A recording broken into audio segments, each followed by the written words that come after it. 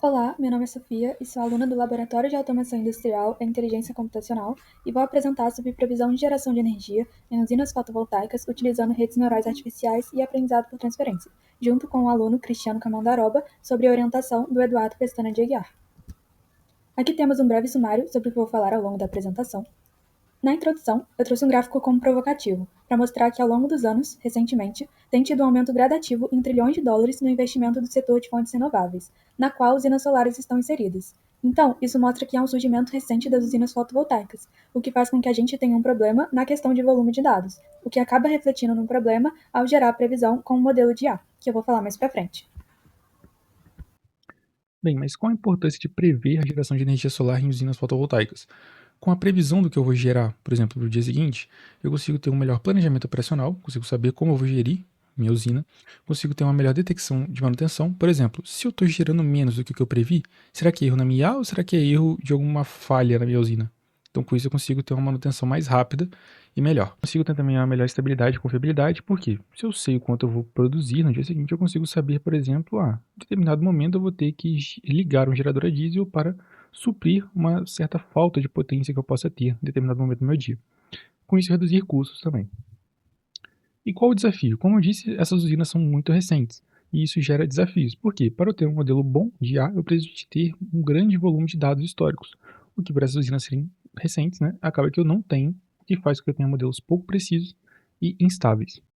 Com isso, a solução proposta foi basicamente utilizar o aprendizado por transferência, que é uma técnica que consiste basicamente em treinar o nosso modelo, que é um caso é o MLP, Multilayer Perceptron, com um grande volume de dados históricos de um contexto similar e transferir através de técnicas de congelamento e treinamento para a nossa base de dados com dados limitados, né, com poucos dados, que é o nosso objetivo principal. E com isso a gente consegue então ter uma melhora nas métricas de erros que eu vou mostrar aqui no nosso trabalho. Basicamente, nosso problema utilizou duas bases de dados. A da esquerda é de uma usina de 15 hectares, 6,5 megawatts pico, 12 mil módulos e 163 rastreadores solares.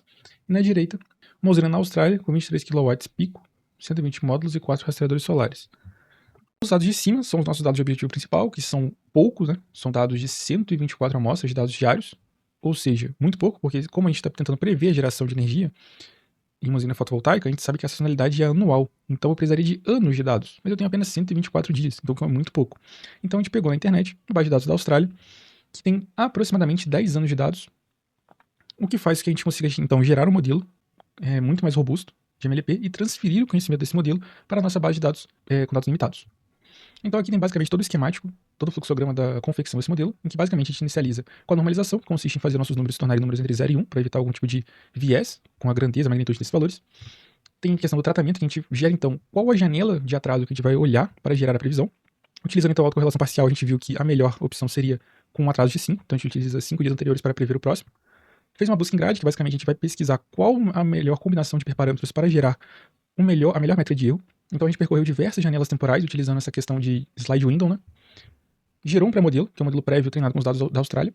E então a gente transferiu, através do aprendizado por transferência, utilizando técnicas de congelamento e retreinamento, em que a gente basicamente pegou as camadas internas do MLP, transferiu para o nosso novo modelo, trocou a base de dados e fez um fine tuning. Então, nossas camadas internas elas ficaram congeladas, os pesos não foram atualizados, mas as camadas adicionais da nossa nova rede foi se adaptando para que essa camada de congelamento sirva como extrator de atributos, fazendo com que o nosso modelo fique melhor. E com isso, depois a gente basicamente coletou as métricas de erro. Seguindo isso, nosso estudo preliminar, aqui a gente tem basicamente nossas métricas de erro e nosso gráfico prevendo sem utilizar o aprendizado por transferência. A gente percebe que basicamente a curva em azul, que é o predito, está basicamente chutando a média, o que é ruim, péssimo, né? E ao fazer o aprendizado por transferência, a gente percebe que a curva em azul começou a se adaptar bem melhor, conseguiu então perceber melhor o comportamento da nossa curva laranja, que é os dados reais, né? Então a gente consegue perceber que de fato houve uma melhora do modelo. Em questão de métricas de erro, as métricas de erro melhoraram em 26%. E ao testar com diversos outros modelos da literatura, a gente viu que a nossa proposta do modelo com aprendizado por transferência foi a melhor abordagem. Com isso, então, a gente consegue concluir então, que é de fato um caminho viável para melhorar as previsões no contexto de limitação de dados, foi viável na questão da previsão de geração solar, tem potencial para aplicação em outras áreas. A gente pode explorar outros trabalhos futuros com outras técnicas e gerou duas publicações em congresso, que foi o Congresso Brasileiro de Automática 2024 e o CIBIC em 2025. Gostaria de agradecer à CAPES, Coordenação de Aperfeiçoamento de Pessoal de Nível Superior, Código de Financiamento 1, ao CNPq, processo 310625-2022-0, e à FAPEMIG, Fundação de Amparo à Pesquisa de Estado de Minas Gerais, Código APQ 00642224, e ao FJF pelo apoio financeiro. Obrigado.